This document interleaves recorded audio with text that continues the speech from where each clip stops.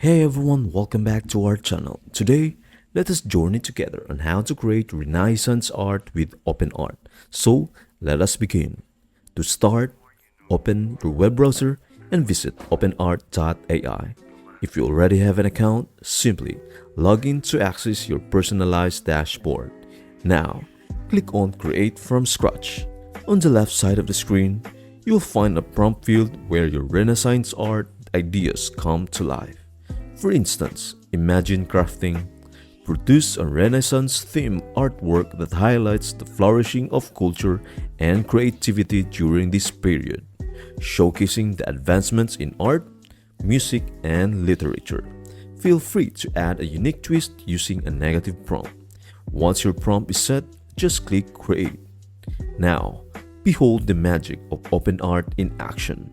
And lo and behold, your Renaissance art masterpiece is now complete. Click on the image to explore its intricate details.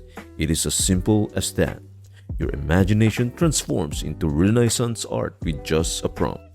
Journey into the world of boundless creativity and craft-inspiring pieces that celebrate the cultural richness of the Renaissance with OpenArt. I hope this video helps you out. Thank you for watching and see you in the next video.